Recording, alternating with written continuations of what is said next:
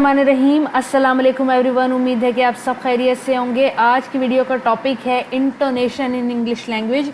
आज की इस वीडियो में हम इंटोनेशन को डिस्कस करेंगे और इसको हम थॉरली समझने के लिए इसका स्ट्रक्चर, जिसको हम फॉर्म भी कहते हैं, फॉर्म ऑफ इंटोनेशन, और मीनिंग यानी कि फंक्शन ऑफ इंटोनेशन को भी थॉरली देखेंगे और इनकी टाइप्स भी देखेंगे। इनको एग्जाम्पल के साथ समझने की कोशिश करेंगे। पर आप अपनी आज की इस वीडियो की तरफ जाने से पहले मैं आपको अपना एक और चैनल दिखा दूं। ये नया यूट्यूब का चैनल मैंने बनाया है जिसमें मैं लिटरेचर और लिंग्विस्टिक्स के पास्ट पेपर के एमसीक्यूज़ डालती हूँ, और वो एमसीक्यूज़ जो कम्पिटिटिव एग्जाम्स में आते रहते हैं। अगर आपका सिंटैक्स, सेमेंटिक्स, लिटरेचर से रिलेटेड, इनसे रिलेटेड आपके कॉन्सेप्ट वीक हैं तो इन वीडियोस को ज़रूर देखें और इस चैनल को भी ज़रूर सब्सक्राइब करें, क्योंकि ये आपको अपने लिटरेचर में, लिंग्विस्टिक में बहुत मदद करेगा। अब चलते हैं अपने आज के टॉपिक की तरफ, जिसमें हम इंटोनेशन को डिस्कस करेंगे। Intonation can be defined as linguistic use of pitch in utterance. हमारी जो पिच होती है, जिसको हम इस्तेमाल करते हैं कोई भी बात बयान करते हुए, स्पीच करते हुए, डिस्कोर्स करते हुए, उसकी अटरेंस यानी कि अदायगी को डिस्क्राइब करती है। लिंग्विस्टिक्स की एक ऐसी फील्ड, एक ऐसी टेक्निक जिसको हम बोलते हुए, स्पीकिंग में यूज़ करते हैं, और इससे हम अपनी पिच को राइज या फॉल करते हैं। इंटोनेशन की एक और डेफिनेशन भी है कि rise and fall of pitch या इन पिच। एवरी लैंग्वेज, हर लैंग्वेज की अपनी एक मेलोडी होती है, अपना एक सिस्टम होता है जिसके अंदर उसकी वॉइस, जिस बोलने वाले की वॉइस ऊपर जा रही होती है, नीचे जा रही होती है। इस ऊपर जाने को और नीचे जाने को पिच कहते हैं। कुछ चीज़ों का स्ट्रेस्ड होना और अनस्ट्रेस्ड होने को पिच कहते हैं। ये यूँ कहा जाए कि कुछ अल्फाज हम मोहब्बत से अदा करते हैं, आराम से अदा करते हैं, पोलाइटली, और कुछ हम गुस्से से बोलते हैं, कुछ हम हेजिटेंटली बोलते हैं। वो जो मूड है, वो जो बोलने का अंदाज़ है, वो पिच है। और वो पिच राइज भी हो सकती है, यानी कि ऊपर भी जाते हुए हो सकती है, और फॉलिंग भी हो सकती है, नीचे भी हो सकती है। फॉर एग्जांपल, अब पिच किस तरह से वेरी करती है, पिच क्या होती है, मैं आपको एग्जांपल देके बताती हूँ कि इंग्लिश का एक वर्ड है नो। जब मैंने बोला नो तो ये एक नॉर्मल मैंने बोला, मेरी पिच जो थी वो नॉर्मल। लेकिन अगर मैं बोलूँ नो तो मैंने गुस्से से बोला, और इसमें मेरी पिच क्या हुई, राइज हुई, मेरी अदायगी, मेरी अटरेंस राइज हुई। इसके बाद अगर मैं कहूँ नो तो मेरी पिच क्या हुई, अब फॉल हुई, और मेरी पिच नीचे गिरी, मेरी अटरेंस नीचे की तरफ गई। इसको पिच कहते हैं, यानी कि अदायगी को, अटरेंस को पिच कहते हैं। और इसी पिच का ऊपर जाना और नीचे जाने की स्टडी को इंटोनेशन कहते हैं। इस तरह से हम समझते हैं कि स्पीकर क्या फीलिंग कन्वे करना चाह रहा है अपने लफ्ज़ों के थ्रू। अगर मैं किसी को कहती हूँ, कोई मुझे कहता है do you want a cup of T, मैं उसे कहती हूँ नो। ये एक कॉमन सा, मतलब आपको पता लग गया कि नॉर्मल रिप्लाई है। लेकिन अगर मैं कोई मुझसे पूछे कि कोई भी सवाल पूछे और उसका मैं जवाब दूँ नो, गुस्से से बोलूँ, तो आपको पता लग जाएगा कि मुझे गुस्सा आ रहा है। तो मैंने अपनी फीलिंग्स जो है वो सिर्फ़ और सिर्फ इंटोनेशन के ज़रिए कन्वे कर दी, जबकि मैंने सेम लफ्ज़ का इस्तेमाल किया। और यही चीज़ हमारी जो स्पीच है उसको बेहतर बनाती है हमारी राइटिंग के बदौलत। यानी कि स्पीच में ज़्यादा मायने कन्वे होता है सिर्फ इंटोनेशन की बदौलत। अब इंटोनेशन को दो फील्ड्स में डिवाइड किया हुआ है। एक फॉर्म ऑफ इंटोनेशन में, जिसमें हम स्ट्रक्चर ऑफ इंटोनेशन को डिस्कस करते हैं, और एक फंक्शन ऑफ इंटोनेशन को, जिसको हम मीनिंग ऑफ इंटोनेशन भी कहते हैं। अब हम सबसे पहले देखते हैं कि स्ट्रक्चर ऑफ इंटोनेशन क्या है। इंटोनेशन में आपको बता चुकी हूँ, rising and falling of pitch in utterance और pronouncing a word is known as intonation. अब इंटोनेशन जो है, अगर हम एज अ स्ट्रक्चर देखें तो एक सेंटेंस को टेल में, न्यूक्लियस में, हेड में और प्री हेड में डिफाइन किया जाता है। इसकी मिसाल यहाँ पे एक पिक्चर मौजूद है। ये एक सेंटेंस है, we are learning a foreign language. अब इसके अंदर इस सेंटेंस को प्री हेड में, न्यूक्लियस में और टेल में किस तरह से इंटोनेशन के ज़रिए अदायगी की जाएगी, जैसे कि मैं आपको बोल के दिखाती हूँ, we are learning a foreign language. अब इसके अंदर प्री हेड वो है जिस पे हमने कोई स्ट्रेस नहीं दिया हुआ, जिसके अंदर हमारी पिच नॉर्मल जा रही है। लेकिन लर्निंग के अंदर जब हमने लर्न का जो हमारा एक सेलेबल है वो हाई राइज हुआ, तो ये हमारे पास हेड आ गया जो कि शो हुआ है। फिर ING और A जो है ये हमारा सेंटेंस कनेक्टिविटी है, इसमें हमने कोई फोर्स नहीं लगाई। फिर जब मैंने बोला फॉरेन, तो फॉरेन के अंदर फॉर पे हमारा स्ट्रेस गया और ये हमारा हेड ही है, क्योंकि लर्निंग और फॉरन के अंदर लर्न पे और फॉर पे फोकस तो गया, लेकिन ये हमारे सेंटेंस का मेन मकसद नहीं था। मेन मकसद हमारा है लैंग्वेज। जब हम बोलते हैं लैंग्वेज, हम उस पर अपनी बात ख़त्म करते हैं और अपना मैसेज पूरा लैंग्वेज पे कन्वे करते हैं। और पूरे सेंटेंस में आप देखेंगे कि लैंग्वेज सबसे ज़्यादा प्रोमिनेंट रहेगा। मैं दोबारा बोल के सुनाती हूँ, we are learning a foreign language. जब मैं लैंग्वेज बोलती हूँ तो ज़्यादा फोकस, ज़्यादा स्ट्रेस, जो सबसे ज़्यादा स्ट्रेस पूरे सेंटेंस के अंदर होता है वो हमारा न्यूक्लियस होता है। और न्यूक्लियस के ज़ाहिरी बात है, एक वर्ड है न्यूक्लियस, और उसके अंदर 2 सेलेबल्स हैं। एक सेलेबल ये लैंग है और एक यूजेज है। तो लैंग जो है वो स्ट्रेस्ड है ज़्यादा, और सेंटेंस में सबसे ज़्यादा स्ट्रेस्ड है, तो ये न्यूक्लियस हो गया। और उसी के साथ चिपका हुआ ये यूजेज है जो कि स्ट्रेस नहीं है, तो ये टेल हो गया। मैं इसको आपको अभी समझाती हूँ कि किस तरह से हुआ। स्ट्रक्चर अगर हम किसी भी सेंटेंस का देखें और उसके अंदर हमें फाइंड करना होता है, अगर हमने स्ट्रक्चर ऑफ इंटोनेशन उस पर अप्लाई करना है तो हमने टेल ढूंढनी है, न्यूक्लियस ढूंढना है, हेड ढूंढना है और प्री हेड ढूंढना है। याद रखें कि न्यूक्लियस वो सेलेबल होता है, वो टोनिक सेलेबल भी कहलाता है, जिसके अंदर पिच जो है हमारी सडनली बहुत ज़्यादा राइज्ड हो जाती है, स्ट्रेस्ड हो जाती है, हैवीली स्ट्रेस्ड होता है। तो वो हमारा जो उस वक्त का जो सेलेबल है, जो वर्ड है, वो हमारा न्यूक्लियस कहलाता है। जैसे कि मैंने आपको एक और दफ़ा सुनाती हूँ, we are learning a foreign language. अब जब मैं इस तरह बोलती हूँ तो आपको इससे प्रोनाउंसिएशन का पता लगता है, इससे मेरी टून का आपको पता लगता है, इससे मेरे मूड का आपको पता लगता है और मेरी फीलिंग्स इसके अंदर कन्वे होती हैं।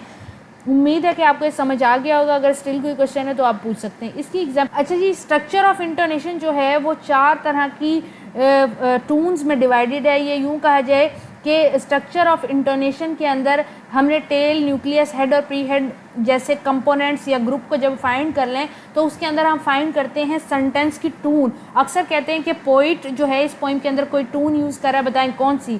वो हमें इंटोनेशन से पता लगती है, जो कि हम डिस्कोर्स या रिटन वर्ड के ऊपर भी अप्लाई कर सकते हैं। तो 4 तरह की हमारे पास टून्स मौजूद है जो बेसिक हैं।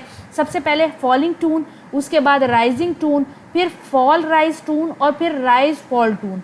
चारों टून्स को मैं आपको समझाने की कोशिश करती हूँ। अगर पहला लफ्ज़ जो है वो ज़्यादा स्ट्रेस्ड है और बाकी के वक्त आपकी आवाज़ नीचे जा रही है तो ये फॉलिंग टून है। जैसे कि मैं ये सेंटेंस बोलती हूँ, ही इज़ वेरी ओल्ड। अब मैं आज जब ये बोलूँ रवानी के अंदर, ही इज़ वेरी ओल्ड, अब आपको पता लगा होगा कि ही पे मैंने ज़्यादा फोकस किया और वेरी ओल्ड मैंने जल्दी जल्दी बोल दी है। इसके अलावा एक और सेंटेंस देखें, हु वॉज दैट मैन। अब वॉज दैट मैन जो है वो नीचे जा रहा है, आपको महसूस होगा कि ही और हु पे ज़्यादा फोकस था, ज़्यादा फोर्स लगी, और वॉज द मैन और इज़ वेरी ओल्ड जो है ये सिंपल स्टेटमेंट की तरह निकल गए। तो ये एक फॉलिंग टून है कि पहला लफ्ज़ मैंने ज़ोर से, जोश से अदा किया और फिर बाकी मेरी वॉइस जो है वो नीचे जाती गई। इसके बरक्स राइजिंग टून होता है, जिसके अंदर पहले वाले जो लफ्ज़ होते हैं उनमें कम फोर्स लगती है और आखिरी लफ्ज़ पे ज़्यादा फोकस दिया जाता है। ये अक्सर क्वेश्चन पूछते हुए हो जाता है या कोई भी सवालिये पे हो जाता है, जैसे are the books on the table, कि क्या किताबें टेबल पर हैं। अब मैं आर द बुक्स, ये चीज़ ख़त्म हो गई, मैं फोकस कर रही हूँ किस पे, टेबल पे, तो मेरी टून क्या हो रही है, राइज हो रही है। दोबारा सुने, are the books on the table, क्या किताबें टेबल पर हैं। इसके अलावा एक और देखें, he is very old isn't he is very old isn't he. मेरा फोकस क्या है, इज़न्ट ही। तो मेरी टून पहले तो नॉर्मल आ रही थी, फिर अचानक से राइज हुई, तो ये राइजिंग टून है। इसके बाद फॉलिंग राइजिंग टून का सेंटेंस देखें, ये अक्सर सरप्राइज के लिए यूज़ होता है। जैसे कि मैं कहूँ, she got a new car, really, she got a new car, really. अब जब मैं इस तरह आखिर में अपनी टून को ऊपर, शुरू में मेरी टून जो है वो फॉल हो रही है और आखिर में राइज हो रही है। इसके अलावा इस सेंटेंस को देखें, राइज एंड फॉल टून को, ये इम्प्रेस्ड होती है, ज़्यादातर यूज़ होती है। पहले ज़्यादा स्ट्रेस आ जाता है और फिर बाद में फॉल की तरफ जाता है। जैसे कि really she is very lucky, really she is very lucky. अब बाकी तो नीचे फॉल हो रही है, लेकिन पहला वर्ड जो था वो राइजिंग टून के अंदर आया। अब फंक्शन को देख लेते हैं कि फंक्शन ऑफ इंटोनेशन, जिसको हम मीनिंग ऑफ इंटोनेशन भी कह सकते हैं, उसको देखते हैं। हमें पता है कि इंटोनेशन जो है वो फोनेटिक्स के अंदर बहुत ज़्यादा डिफ़िकल्ट एरिया है, बहुत ज़्यादा समझने की ज़रूरत होती है, इसको पढ़ने की प्रैक्टिस की ज़रूरत होती है, लेकिन इसके ज़रिए हम जान सकते हैं कि किसी ने कोई राइटिंग दी है तो उसमें वो क्या इमोशन यूज़ कर रहा है और क्या चीज़ कन्वे करना चाह रहा है। इसके अलावा हमारी जितनी स्पीच इफ़ेक्टिव होती है उतनी इससे ज़्यादा राइटिंग भी इफेक्ट हो सकती है। और जो फॉरेनर होते हैं जो इंग्लिश को लर्न करते हैं वो ऑब्वियसली इस चीज़ को नहीं समझ सकते लेकिन नेटिव समझ सकते हैं। और आपकी अगर ज़बान नेटिव आपकी लैंग्वेज मदर लैंग्वेज उर्दू है या फिर हिंदी है तो उसके अंदर आप जान सकते हैं कि इन लफ्ज़ों का किस तरह से या इंटोनेशन और पिच का क्या यूज़ है। सबसे पहला फंक्शन जो मेरे पास मौजूद है वो है एटीट्यूडनल फंक्शन। एटीट्यूडनल फंक्शन क्या होता है? ये ऐसा फंक्शन है, it enable us to express emotion and attitude when we speak. जब हम अपना कोई भी इमोशन या एटीट्यूड एक्सप्रेस करने की ज़रूरत होती है किसी भी सेंटेंस के अंदर बोलते हुए या लिखते हुए थ्रू इंटोनेशन या पिच, तो फिर हम उसको एटीट्यूडनल फंक्शनल कहते हैं। फॉर एग्जाम्पल मैं आपको दिखाती हूँ, व्हेन कैन यू कम। ये एक नॉर्मल क्वेश्चन है जिसमें मेरी आवाज़ नीचे जाए, when can you come. When पे तो मैंने जोर दिया, कैन यू कम पे मेरी टोन फॉलिंग है। लेकिन अगर मैं पोलाइटली इसको पूछूं एज अ क्वेश्चन तो मैं कहूँगी when can you come, when can you come. Politely मेरी टोन राइज हो रही है, ये मेरा एटीट्यूड है। मैं नॉर्मली पूछ रही हूँ व्हेन कैन यू कम, तो या मैं पूछना चाह रही हूँ व्हेन कैन यू कम, ठीक है। इसके बाद ग्रामेटिकल फंक्शन। ग्रामेटिकल फंक्शन एक ऐसा फंक्शन है जिससे हम ग्रामेटिकल या सिंटैक्टिकल स्ट्रक्चर समझने की कोशिश करते हैं और समझने की कोशिश करते हैं कि सेंटेंस के अंदर, डिस्कोर्स के अंदर, लिखे हुए वर्क के अंदर हमें ग्रामेटिकल फंक्शन क्या इंटोनेशन दे रहा है, क्या टून दे रहा है, क्या उसकी पिच है। इससे हमें पता लगता है कि डिस्कोर्स के अंदर आया क्वेश्चन पूछा गया है, क्वेश्चन बताया गया है, किस तरह से राइटर जो है वो बात करना चाह रहा है। इसकी एग्जांपल मैं आपको इस सेंटेंस से दूंगी। जैसे कि सेंटेंस है, मैं नॉर्मली इसको बोल रही हूँ, ही इज़ अराइविंग लेट। आपको पता है कि मैं आपको एक सेंटेंस स्टेटमेंट दे रही हूँ, इसमें फॉलोइंग टून है, ही इज़ अराइविंग लेट। ही पे फोकस हो रहा है और अराइविंग लेट पे मेरी टून नीचे जा रही है। लेकिन अगर यही मैं क्वेश्चन पूछूँ, he is arriving late, he is arriving late. अब मैं क्वेश्चन पूछ रही हूँ कि क्या वो लेट आ रहा है, he is arriving late, he is arriving late. तो मैं लेट पे फोकस कर रही हूँ तो ये क्वेश्चन हो गया। सेम सेंटेंस, सेम चीज़ें यूज़ कर रही हूँ, लेकिन ग्रामेटिकल फंक्शन, ये जो कॉमा आया है, कॉमे की वजह से यहाँ पे पॉज आया और क्वेश्चन मार्क की वजह से मुझे पता लग गया कि ये क्वेश्चन है, तो मैंने लेट पे फोकस कर दिया बजाय इसके कि मैंने पहले सेंटेंस में ही पे फोकस किया था। Accentual attitude. Intonation help to provide the effect of prominence on syllable that need to be perceived when stressed. This can also be called as accentual function of intonation. Her word के अंदर 2, 1, 3, 4 syllable होते हैं। इसी तरह हर sentence के अंदर एक word, 2 word stressed हो सकते हैं। तो उन स्ट्रेस्ड वर्ड को फोकस के साथ, या जिन स्ट्रेस वर्ड को हम चाहें फोकस के साथ अदा करें और उसके अंदर अपनी पिच को राइज करें या फॉल करें ताकि हम कोई स्पेसिफिक एक्सेंट बना सकें, ये एक्सेंचुअल एटीट्यूड है इंटोनेशन के अंदर। इसकी मिसाल मैं आपको बहुत अच्छे तरीके से यहाँ पे देती हूँ। इस एग्जाम्पल को सुने। I went to college, I went to college. मैं फोकस कर रही हूँ कॉलेज पे। आई वेंट टू कॉलेज, मैं कॉलेज गई थी। अब दूसरा सेंटेंस, सेम सेंटेंस है, सुने। I went to college, I. अब इसके अंदर मैं बताना चाह रही हूँ कि मैं गई थी कॉलेज। मैं, आप पहले में नोटिस करें कि पहले में कोई भी कहना चाह रहा है कि I went to college, I went to college, मैं कॉलेज गई थी और कहीं नहीं गई थी। आई वेंट टू कॉलेज, मैं गई थी कॉलेज। ये चीज़ इंटोनेशन है। उम्मीद है कि आपको समझ आ गई होगी। अगर आपको समझ आ गई है तो इस वीडियो को लाइक कर दें। इस वीडियो के नोट्स जो हैं डिस्क्रिप्शन बॉक्स में एक लिंक की सूरत में मौजूद हैं। वीडियो के डिस्क्रिप्शन बॉक्स में जो लिंक दिया हुआ है, जब आप उस पर क्लिक करेंगे तो आप ये नोट्स डाउनलोड कर सकते हैं।